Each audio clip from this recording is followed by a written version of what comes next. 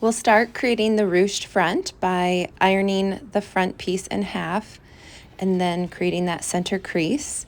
You'll pin the top of your elastic 1/2 inch away from the top neckline center point, and then you'll pin the bottom of your elastic 1/2 inch away from the bottom center point. Your first elastic piece can be either to the right or the left side of your center fold line. I put mine to the right side of the center fold line.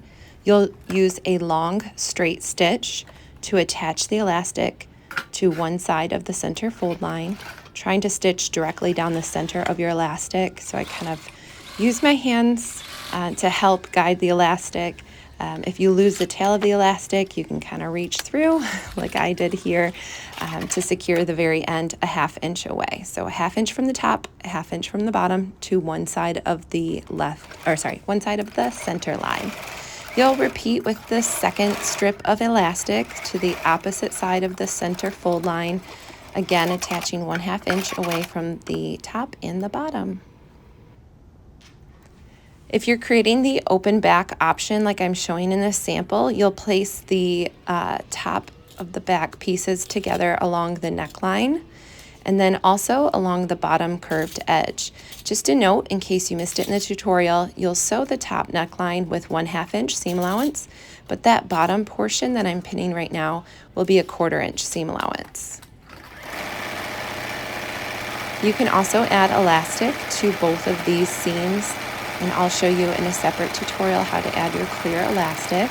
That will help to stabilize these seams and keep the garment snug to the body. So remember, the bottom part gets a 1/4 inch seam allowance. The top part will get a 1/2 inch seam allowance, just like the rest of the pattern.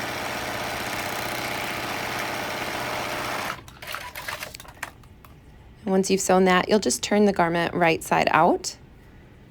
Then we'll work on the bottom band piece. You'll align the two bottom band pieces, the main and the lining, and pin along the top and bottom curved edge.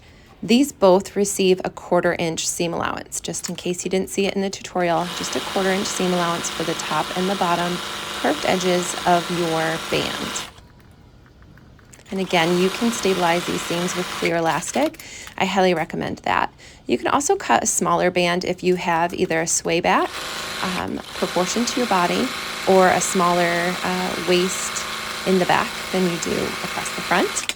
You might want to double check that your band is the correct width. Regardless of whatever option you're sewing for the front pieces, you will sew the front main and lining neckline, creating that sweetheart shape. Again, you can use clear elastic in this seam to stabilize the neckline and keep the lining from rolling to the front. Now, to make the open back option, we're going to separate the main from the lining on the front and place the top of the back pieces together along the side seam. So the main of the back will touch the main of the front and the lining will be facing up like you see here.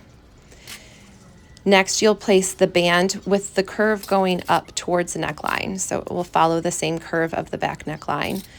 You'll align the band at the bottom edge there, and then just flip the lining of the front over top of the back pieces. So the back pieces will be sandwiched in and the lining of the front will be on the top part. You'll clip down the sides as well as the bottom. So the band should be sandwiched in between. Make sure it's out of the way of that seam. And you'll sew along the side edges across the bottom and then up the other side edge.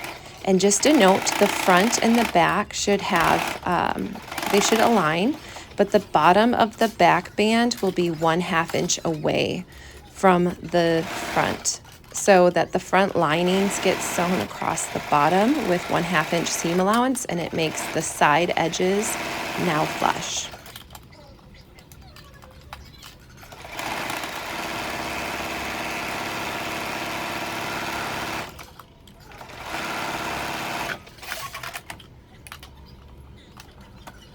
I like to sew my seams all running in the same direction, so I went from the underarm to the bottom of the top on both sides. You can clip the corners here. Again, you can stabilize seams with clear elastic if you'd like, and then turn everything right side out through the armhole. Next, I'll show you how to ruche the sleeve. For that option, you'll sew the one piece of elastic directly down the center fold line. So different than what we did for the front, this goes directly down the center fold line, but same again, a 1/2 inch from the top and a 1/2 inch from the bottom. You'll hem the top of the sleeve for both the cap and the ruched sleeve option. I recommend sewing clear elastic to the edge before you hem the sleeve for both the top and the bottom of the sleeves, just like it shows in the tutorial. You'll place the sleeve side edges together and sew along the side edge, and you can finish that seam or just press your seam allowances open because that seam kind of gets lost in seam allowance anyways. Again, attach clear elastic to the bottom edge of your sleeve, fold it up 1/2 inch, and hem your sleeve. This is the same construction for both the ruched and the cap sleeve. The only difference is the ruche has the elastic down the center. Next, you'll place your top with right side facing up and turn your sleeve wrong side facing up. Align the side seams of both your top and your sleeve. Align the neckline points of both your top and your sleeve. And then you'll just sew to attach the sleeve along that underarm curve. Again, while you sew, your underarm seam kind of gets lost in the seam allowance. There's really not much there anymore. And this is to give your arm lots of room while you're working out. Hope you enjoyed this sew.